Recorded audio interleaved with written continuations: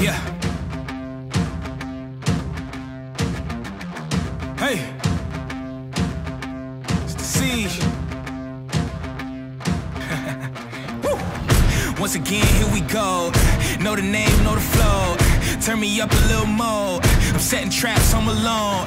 You know you whack, I'm a maniac. Boy, you know I'm black to the bone. Pick a place, pick a date. I go cool, pick a load. Thought you was good, huh? Take you out back, Drake through the woods, huh? Thought I was weak, huh? You ain't see the work I put in all week, huh? Give me that, where the city at? Nitty gritty, this ain't gonna be pretty, Jack. Not afraid, get up out the way. Y'all used to hate, look at what you made. When it all goes down, I'ma run this town. Fire in my soul, got my eyes on the ground. I can't help myself lately, can't turn myself down. I'm in love with you, baby, but I let you down. I can't die in this town, I won't die in this town. Yeah. Hey. Don't die in this town.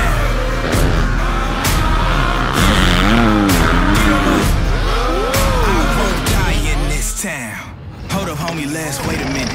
Lately, y'all don't even pay no visits. I can still hear the hater critics saying he ain't gonna make it, is he?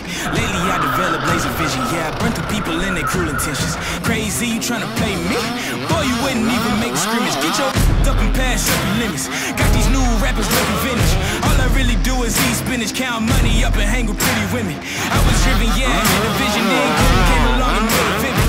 Haters living cause we really living. I'm a freight train, you a Honda Civic. Hold up, wait, let me get specific. If you pick a mission and you stay committed, stop transmitting, and you really listen, you'll see that big collision, just a big transition.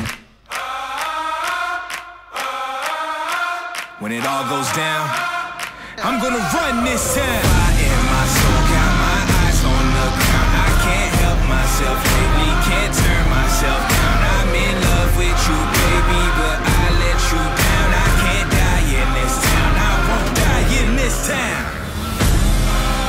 Hey. Hey. Get 'em up.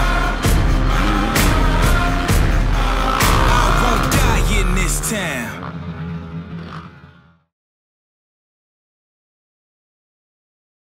This is Justin Wharton here with my co-host Reese Bonifant, and we're out at the Ridge for the final rounds of the 2018 PRO Northwest MX Series. And this is the first time that we've gone out to the Ridge.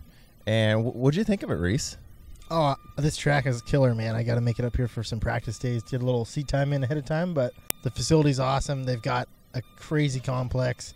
There's road racing, go-karts, just all kinds of stuff, and the dirt's killer, so good place to end it on, I think. I believe one of the longest tracks we've ever gone on. A lot of riders are over 2-minute lap times out here. It's a huge course, and there was a lot of passing lines, a lot of split lane options, and a lot of big sweeper corners where you could also cut to the inside, like I might have done in one of my motos, and cut someone off. So I felt like it really opened up for a lot of good racing. Oh, absolutely, and it was fun that even for us normal people that aren't professionals, you could actually run the outside lines today and be competitive.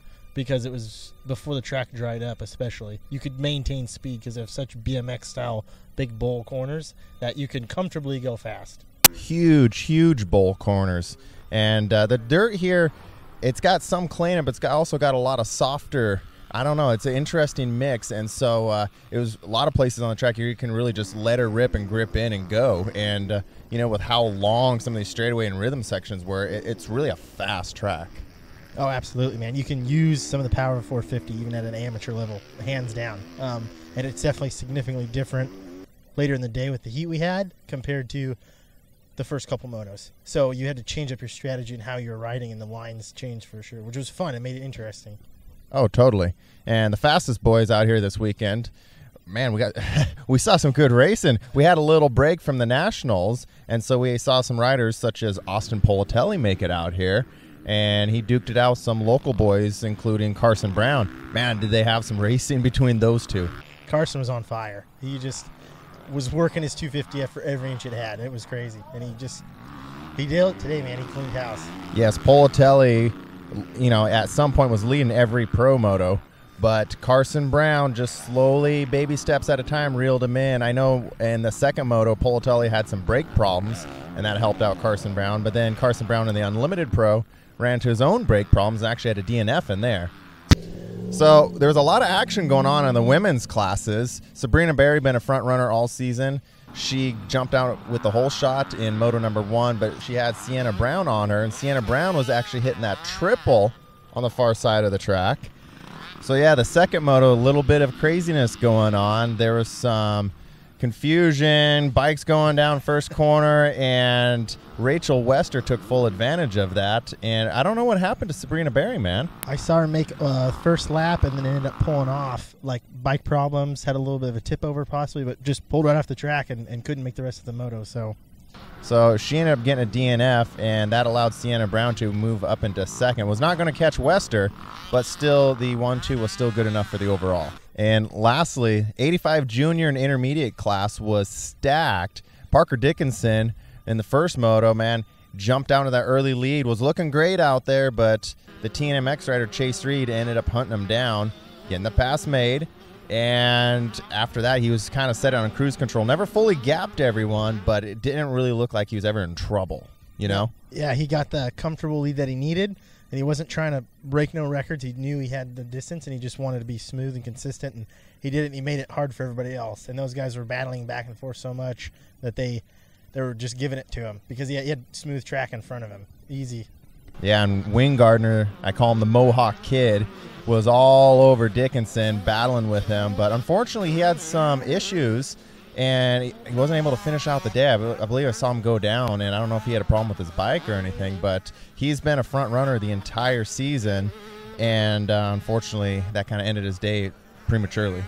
And that's going to be a wrap for rounds 11 and 12 in the entire 2018 PRO Northwest MX Series presented by Thor. It's been a fun time. It's been great to see everyone. We saw some amazing battles, Reese. Have we not? Oh, it's been killer, man. There's so many people that committed to this series and have made every single round, every moto, multiple classes. I mean, some of our pro guys, when they weren't off at the Nationals, were running 6, 7 classes. It's been awesome. It was a really good turnout, and it's cool to see the moto community in the Northwest here is strong, and people are still willing to get after it and go for it, you know, and not just run whatever's local or the closest track. It's been great to see all the turnouts and all the riders battling from round to round as we travel around the Pacific Northwest. So this is going to be a wrap for the 2018 season. Guys, we hope to see you back in the 2019 season, and we're going to give you a little something special with some highlights of the entire 2018 season.